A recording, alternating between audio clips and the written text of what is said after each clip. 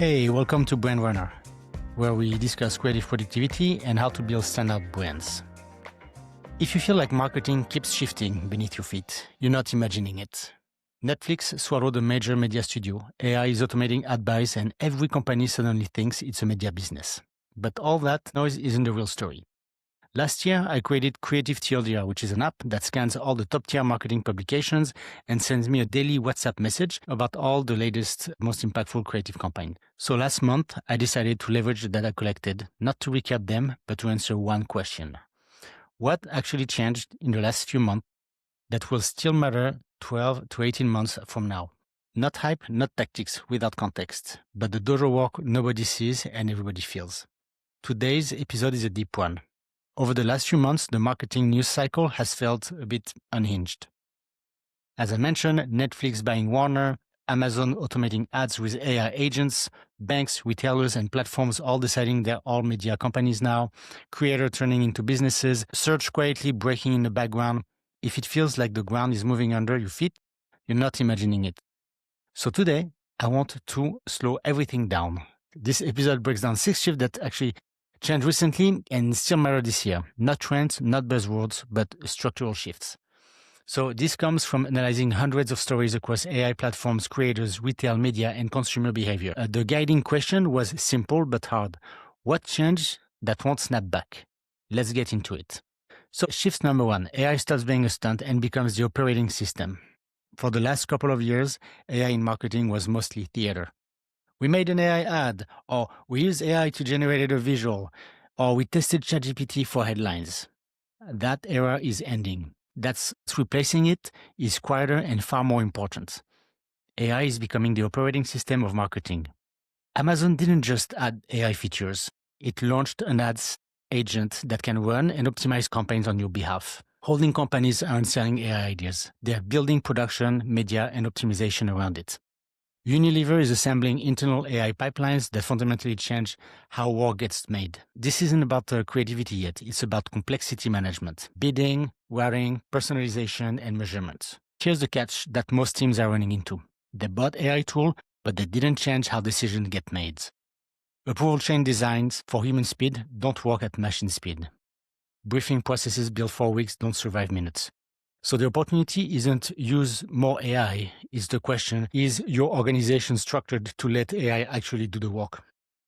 Because in 2026, the advantage won't be who has AI. It will be who removed friction fast enough to let it compound. Shift number 2. Answer engines replace search boxes. This is something we heard a lot about, and I will unpack it here. Search isn't dead, but the search box is no longer the center of discovery. Research is moving into AI interfaces. People are asking questions and getting synthesized answers, not list of links. We see it now in Google's AI overviews, ChatGPT shopping, or Perplexity. We see it in AI agents that compare, recommend, and eventually buy for you. This creates a massive shift. Ranking matters less than being recommended. Your brand now exists as a summary inside AI systems. You don't fully control that summary. This is why concepts like answer engine optimization and generative engine optimization are emerging. Not because SEO disappeared, but simply because it evolved. Another important wrinkle, zero-click discovery is accelerating. AI gives answers without sending traffic back. That means 2 things. 1, brands need content AI can confidently cite, structured, clear, and authoritative. And 2, brands need direct relationships that don't depend on search, email, community, loyalty. Because in 2026, traffic you don't own is increasingly rented. Shift number 3. Every company becomes a media company. So retail media used to mean Amazon, and now it means banks, payment networks, grocery chains, and financial infrastructure.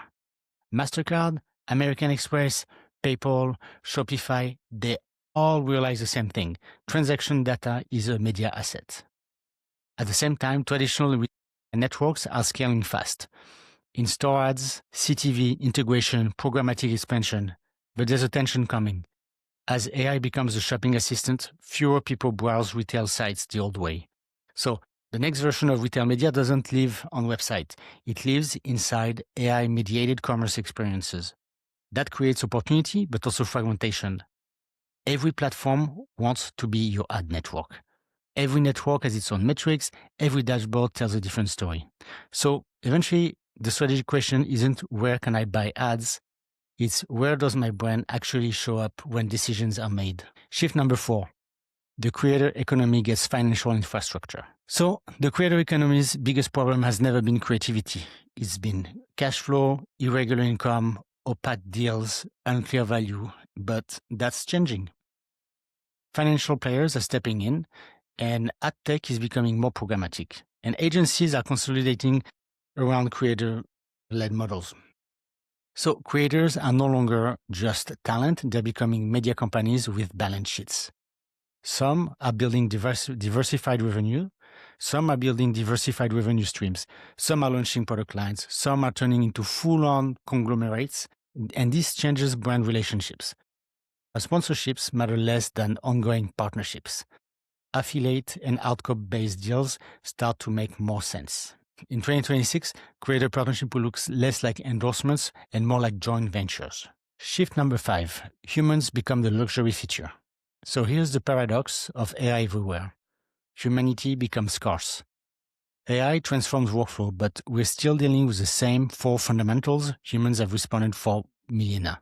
Trust, emotion, timing, and story. So as automation increases, brands are rediscovering something old. Emotion cuts through. You're seeing brands emphasize real people, real craft, and even explicitly reject AI in certain contexts.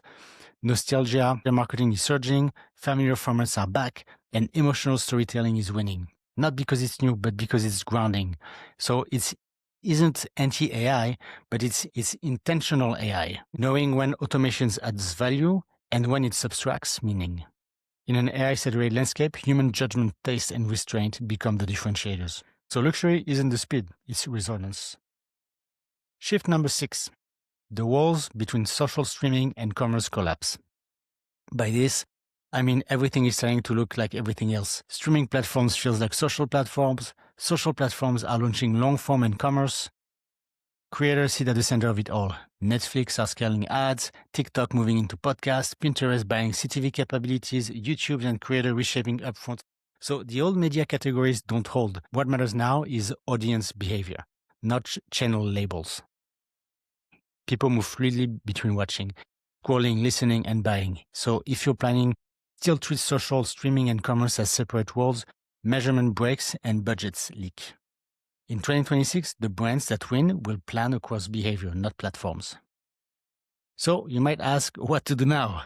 So these 6 shifts don't operate in isolation.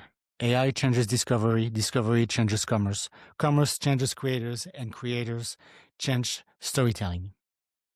So here, where to start? Audit your AI infrastructure, not just tools. Build an answer engine strategy, not just SEO.